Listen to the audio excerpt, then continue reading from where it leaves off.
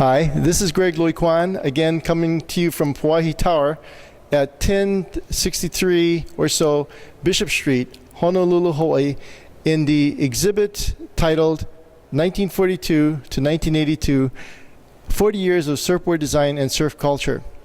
I started studying surfboard design in 1964 when I got my first balsa gun as my first surfboard. I started collecting surfboards in 1978. I was jogging past a thrift store on Hotel Street that is no longer there between Thomas Square and a municipal building in Honolulu. And I looked in and I saw a surfboard that I had sold 10 years earlier in 1968.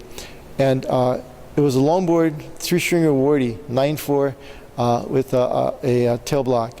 And I had to have it. It was only $15. And from then, I started thinking about collecting surfboards.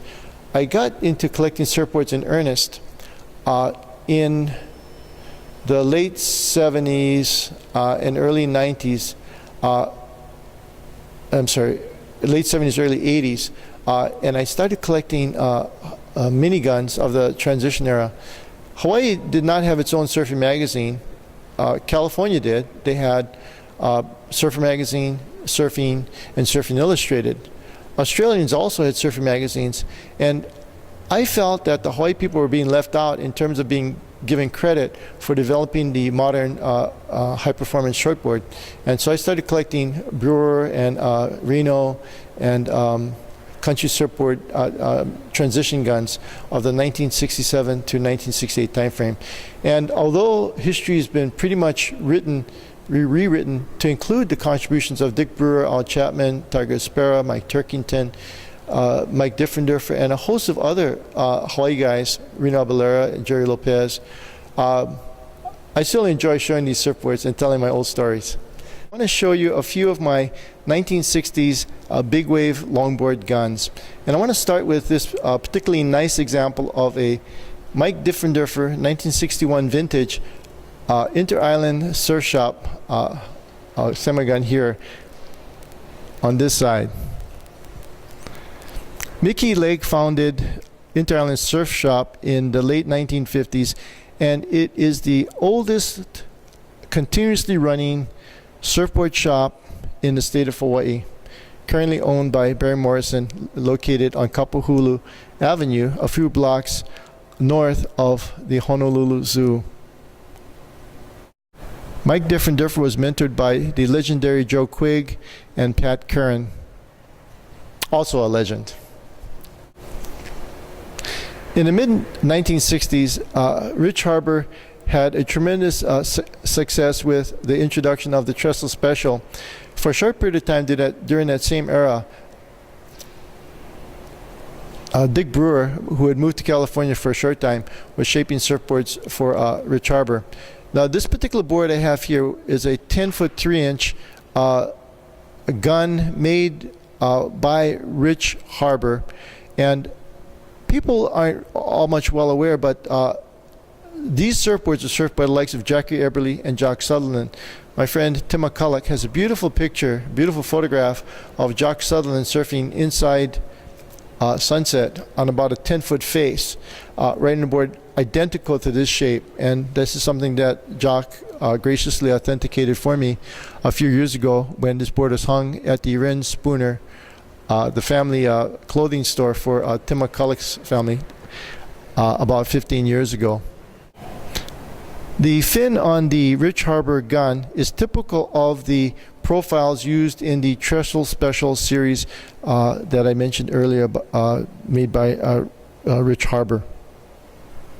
One of the most collectible big wave guns of the mid-1960s is the Hobie Dick Brewer Hawaii model. I have 3. Only 88 were made. I have numbers 44, 53, and 83. Randy Rarick, my good friend, said that 83 was the highest number he had ever seen, and that one is in original condition, and I'll be showing that quite shortly. What I have here is number 44, and it's a 10-foot 6-inch big wave gun featuring high-density foam stringers actually they're high-density foam T-bands offset from the center stringer. This board features not only a wonderful stringer layout, but a redwood tail block and a concave tail that we'll look at shortly.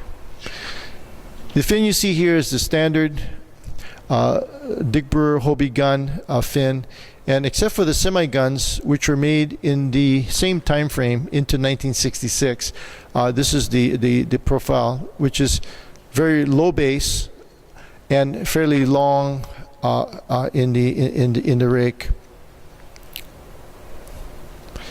The next thing I want to point out are the signatures of Dick Brewer and Buzzy Trent on what was originally the announcement ad for the Dick Brewer Hawaii gun model, and I acquired the original of these signatures on the ad when I purchased this board at Randy Rarick's surf auction about 4 or 6 years ago.